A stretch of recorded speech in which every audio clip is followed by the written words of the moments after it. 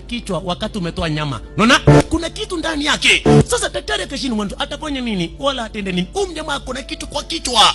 Sasa ule kuingia kwa kuja kumwambia daktari nini mbaya? Umechoka? Umechoka? Daktari akamwambia hapana.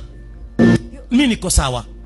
Aisuru kuja nikuonyeshe. Kwa hivyo daktari aliamua kwenda kumuonyesha mjamaa mwanzo. Yeye mwenyewe tena mwanzo basi kuna kitu nacho basi ambako nacho kwa kichwa. Unaona? Hakuna kitu fulani basi ambacho julikani mwanzo nini mwanzo basi ndani ya kichwa. Kwa hivyo aliamua kuja kumbeleka tena mwanzo kwa ule mcharuo mwenye alimuokoa. Kwa nyumba yule mcharuo mwenye alimuokoa. Akafika hapa huku akakaa kwa mtoni. Anajaribu kukumbuka yeye alitoka wapi. Anajaribu kukumbuka kwao ni wapi. Unaona? Anajaribu kukumbuka ni nini kilimfanya akajipata kwa hospitali.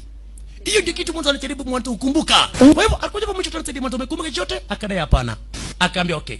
Kama kuna mtu aliyekuokoa ni mcharuo kwa jina la Romli. Tapi aku masih nggak kenalin siapa mereka. Mjamana anadai Teddy mwanzo basi hakuna kitu ambacho anakumbuka ya maana kwake. Anajaribu kukumbuka lakini mwanzo basi anaona vitu kama ghost.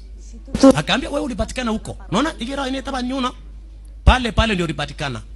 Ramli alikuwa anafikiri wewe ni samaki. Ramli yuko ondoni. Ane mimi ni mjaruo. Akaambia huyo ndiye alikusaidia.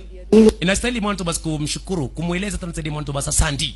Alikuwa kama sio huyu ungekuwa umekufa. Lakini kwanza